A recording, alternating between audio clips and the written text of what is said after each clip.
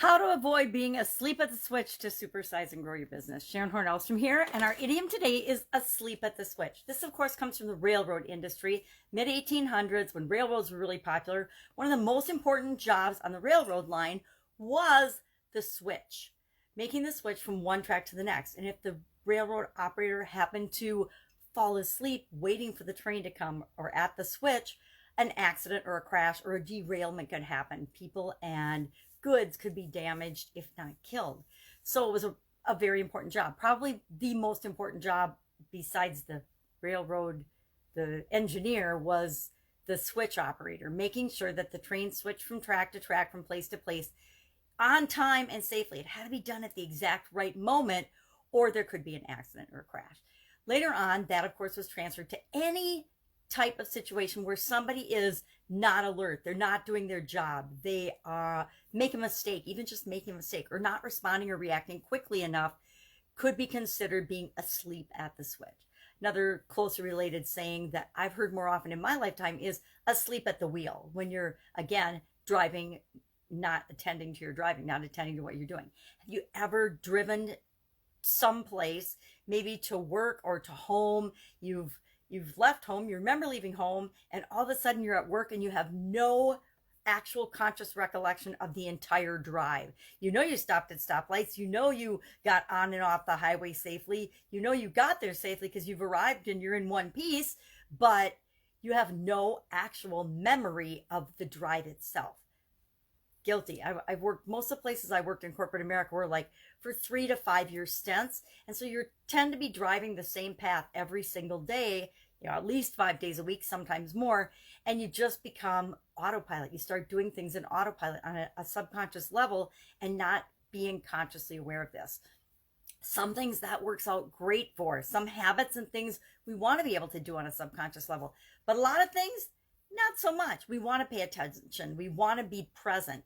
So how do you make sure that not only you, but the people that work in your organization are all there and accounted for? They're present, they're attentive, they care about the quality of the work that they're producing, they care about the things that they're doing. How do you do that? Number one, you make sure that you have a good match for what people are doing, what activities and what tasks in your organization, including you. We tend to forget, especially as we're building our businesses from the beginning and in the beginning stages, we tend to do everything ourselves. We try to do as many things as we possibly can. And some of us have the philosophy, hey, if I wouldn't do it myself, I'm not willing to ask someone else to do that as well. And so in the beginning, or when things are new, or even when things are growing, we'll hop in and pop in and help out wherever we can. Doesn't mean we're the ones that should be doing it. A lot of things that I've done in my career, in my life, are things that I absolutely positively am not really absolutely very good at. Some of them I'm totally inept at. Cleaning certain things and organizing certain things, not my forte.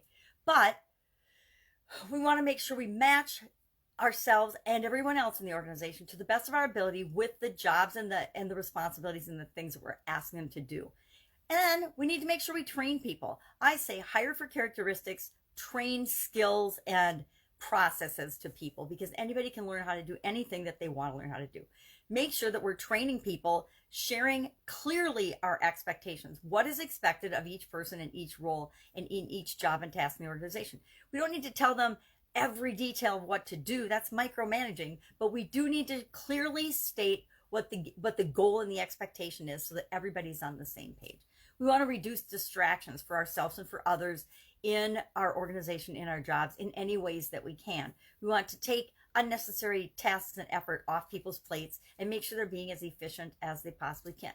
We need to find ways to increase attention, keeping people in the present moment, both from ourselves, our customers, and our employees' standpoint. We can do this in a lot of different ways. Some people break things down into chunks and they do chunking, one thing a day. There's all different strategies and ways to manage our time and our activities. But if we can find some ways to increase attention, that helps as well.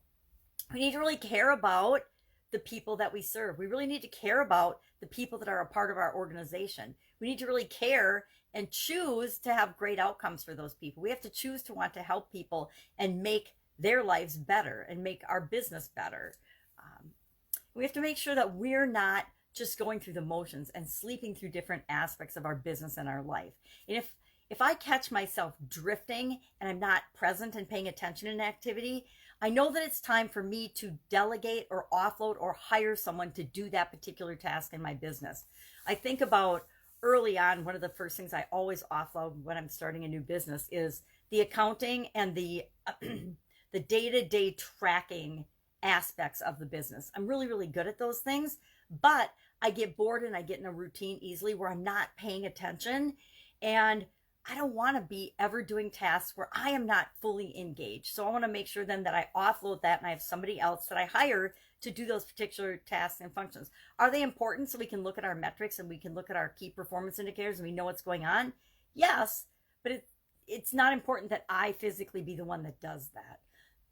So in order to not be asleep at the switch, because I think we should be paying attention to our lives, train people, pay attention, care about them, have clear expectations, make sure you match people to the job. If it's something that you can't stay focused and attentive on, find someone that can, because one person's trash is another person's treasure. I always think of this when I think of the things that I love to do, other people hate to do. The things other people hate to do, I absolutely love to do. So it's more like a matchmaking game than it is I have to do this because there's no one else to do it game.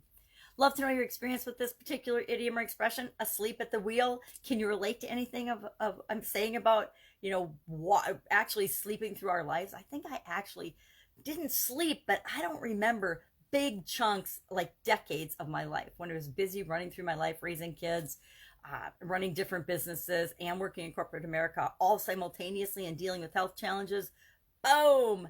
I vaguely remember, bits and pieces of those times, but I know that I wasn't focused, I wasn't present, and I was definitely sleeping through the majority of those years. So I want to warn you to not do that, because our lives are worth remembering. Our lives are worth living.